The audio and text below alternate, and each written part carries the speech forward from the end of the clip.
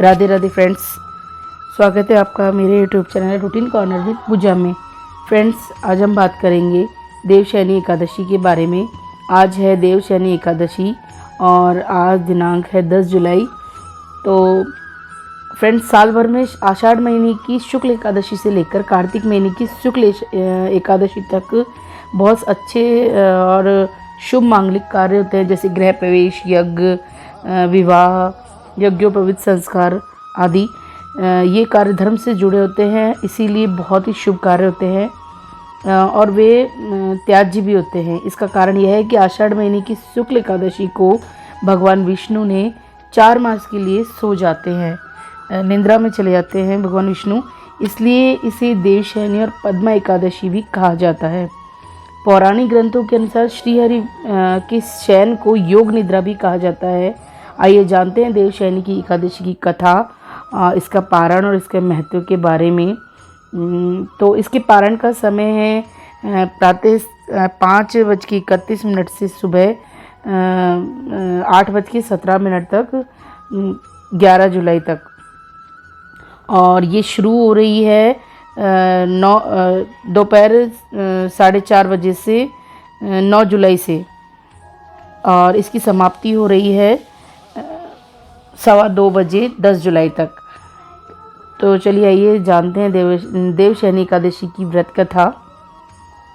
पौराणिक ग्रंथों के अनुसार इस एकादशी को करने से सभी मनोकामनाएं पूर्ण हो जाती हैं और इसको बहुत महत्व दिया गया है। इसका कारण यही है कि इस दिन भगवान विष्णु 4 मास के लिए योग निद्रा में चले जाते हैं, जिस कारण शुभ कार्यों को इस दौरान करने की मनाही होती है। इसके बाद कार्तिक मास की शुक्ल एकादशी, जिसे कि प्रबोधनी एकादशी कहा जाता है, देवउठनी ग्यारस भी कहा जाता है, को भगवान विष्णु निद्रा से उठते हैं और उसके बाद फिर से शुभ कार्यों की शुरुआत होती है। देवशयनी एकादशी के महत्व को इस पौराणिक कथा के माध्यम से हम अच्छे से समझते हैं। तो हुआ यूँ कि एक बार ब्रह्मा जी से देवर्षि नारद ने आषाढ़ मास की शुक्ल एकादशी के बारे में जानने की इच्छा प्रकट की। तब ब्रह्मा जी नारद को इस एकादशी की कथा सुनाने लगे। सतयुग की बात है, मानदाता नाम के चक्रवर्ती सम्राट हुआ करते थे। वह बहुत ही पुण्यात्मा धर्मात्मा राजा थे। प्रजा भी उनकी राज में सुखपूर्वक अपना गुजर बसर कर रही थी। लेकिन एक बार क्या हुआ कि 3 साल तक लगातार उनके राज्य में आसमान से पानी की एक भी बूंद नहीं बरसी। खाली सावन आते रहे और धरती की दरारें बढ़ने लगी। जनता भी भूखों मरने लगी। अब धर्म कर्म की सुध किसे रहती है? अपना पेट जल जाए, यही चल जाए, पल जाए, यही गनीमत थी। प्रजा राजा के पास अपना दुखड़ा लेकर जाने के सिवा और कहाँ जा सकती थी। राजा बेचारे पहले से ही बहुत दुखी थे। जनता के आने से उनका दुख और बढ़ गया। अब राजा को न रात को नींद आती, न दिन में चैन आता। तो हमेशा इसी परेशानी में रहती कि मुझसे ऐसा कौन सा अपराध हुआ जिसका दंड मेरी प्रजा को भोगना पड़ रहा है। राजा अपनी शंका लेकर वनों में ऋषि मुनियों के पास गया। चलते चलते वह अंगिरा, जो कि ब्रह्मा जी के पुत्र थे, के आश्रम में पहुंच गया। उन्हें दंडवत प्रणाम कर राजा ने अपनी शंका ऋषि के सामने प्रकट करते हुए अपने आने का उद्देश्य बताया। उस समय सतयुग था, तो सतयुग में ज्ञान ग्रहण करने का अधिकार केवल ब्राह्मणों को ही होता था और अन्य वर्ण विशेषकर शूद्रों के लिए तो यह वर्जित ही था और इसे पाप माना जाता था।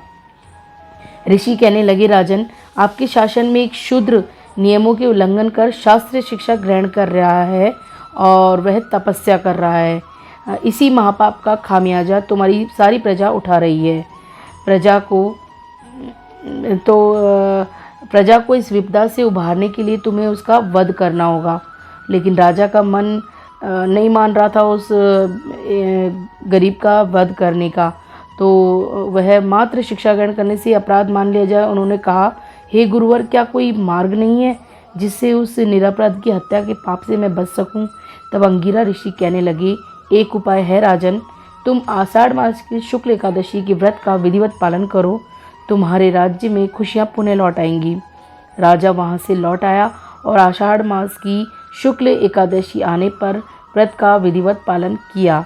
राज्य में जोर की बारिश हुई और प्रजा फिर से धनधान्य हो गई। तो यह कथा थी देवशयनी 11 की, जो कि आज है। तो फ्रेंड्स, आपने देखा कि मात्र इस व्रत को करने से ही सारे पाप नष्ट हो गए और राजा को प्रजा की खुशी मिल गई, प्रजा को भी धन धान्य से संपन्न हो गया पूरी प्रजा। और इसके अलावा फ्रेंड्स, ये जो एकादशी है, इसके बाद चौमासा शुरू हो जाता है, यानी कि चतुर्मास। जो बड़े बड़े ज्ञानी महात्मा थे वो इसको चौमासा बोलते हैं। और इस चौमासे में ही जो छोटे छोटे जीव जंतु हैं, जैसे कि सांप बिच्छू वगैरह, वो बाहर निकलते हैं। और इस एकादशी का महत्व इसलिए भी है, माना जाता है कि, कहा जाता है कि देवशयनी के बाद सारे मांगलिक कार्य रुक जाते हैं। इसका मतलब हमें 4 महीने ही घर पर ही रहकर विश्राम करना चाहिए और कोई मांगलिक कार्य नहीं करना चाहिए। हाँ, आप तैयारी ज़रूर कर सकते हैं किसी भी मांगलिक कार्य की।